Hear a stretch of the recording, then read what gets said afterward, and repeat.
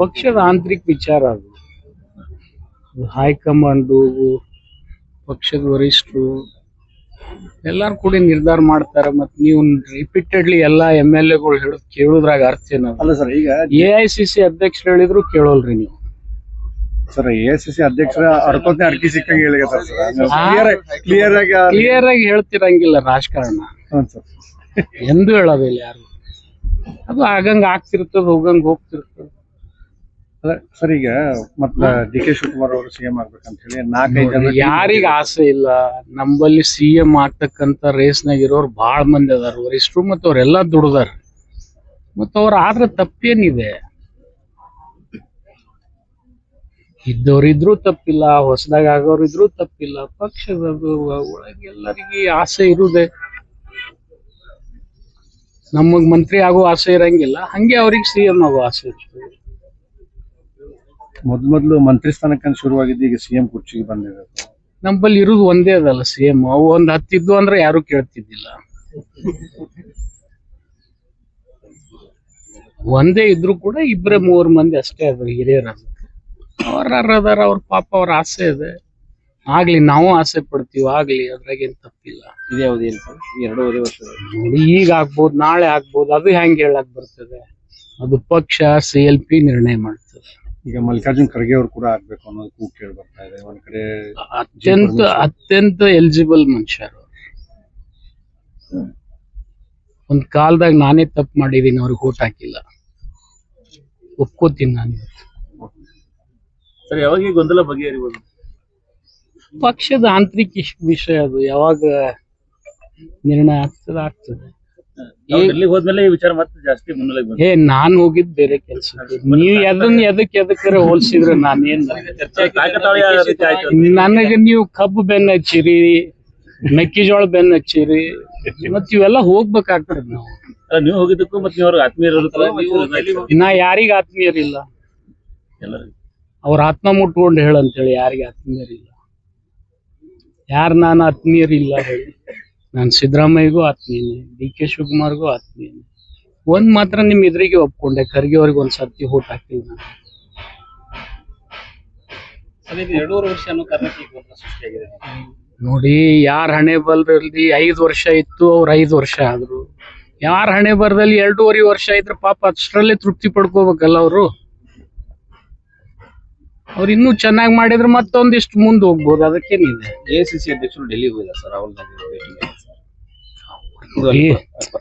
ಅವರು ಸರ್ವೋಚ್ಚ ನಾಯಕರು ಇವತ್ತಿನ ಮಿತಿಗೆ. ಅವ್ರ ಜೊತೆ ಎಲ್ಲಾ ಪಕ್ಷನೂ ಇರ್ತದೆ, ಶಾಸಕರು ಇರ್ತಾರೆ, ಕಾರ್ಯಕರ್ತರು ಇರ್ತಾರೆ. ತಪ್ಪೇನಿದೆ? ಕೆಲವರೀಗ ನೇರವಾಗಿನೇ DK ಶಿವಕುಮಾರ್ CM ಆಗ್ಲೇಬೇಕು ಅಂತ ಹೇಳಿ ಪಟ್ಟು ಹಿಡ್ಕೊಂಡು ಕೂತಿದ್ದಾರೆ. ಅದಕ್ಕಾಗಿ ಅನೇಕ ಜನ ನೋಡಿ, ಅದು ಎಲ್ಲ ಆಂತರಿಕ ವಿಷಯ.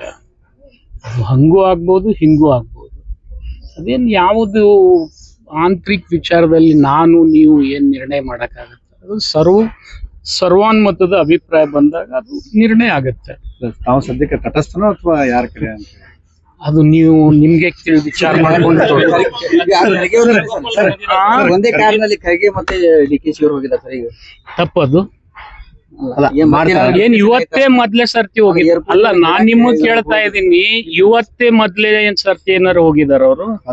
ಈ ಸಂದರ್ಭದಲ್ಲಿ ಹೋಗೋದು ಈ ಸಂದರ್ಭದಲ್ಲಿ ಮತ್ ಸಿದ್ದರಾಮಯ್ಯನವರು ಒಂದ್ ತಾಸ್ ಒಳಗ್ ಬಾಕ್ಲಾಕೊಂಡ್ ಮಾತಾಡಿದ್ರಲ್ಲ. ಅವ್ರು ಭೇಟಿಗೆ ಹೋಗಿದ್ರು, ಅವ್ರ ಕಾರಲ್ಲಿ ಹೋಗಿದಾರೆ. ಇಲ್ಲಿ ನೋಡಿ, ಕಾರ್ನಲ್ಲಿ ಕೂಡೋದು ಒಳಗ್ ಕೂಡೋದು ಏನ್ ಬೇರೆ ಇದೆ? ಕಿವಿ ಒಂದೇ ಇದಾವಲ್ಲ.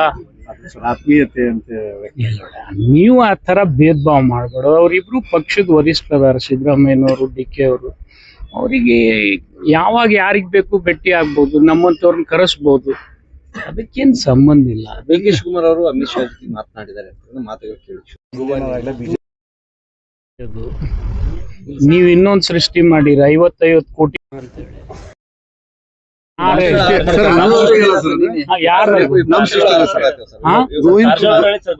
ಗೋವಿಂದ ಕಾರಜೋಳ ನೋಡ್ಯಾರ ಅಂತವ್ರು.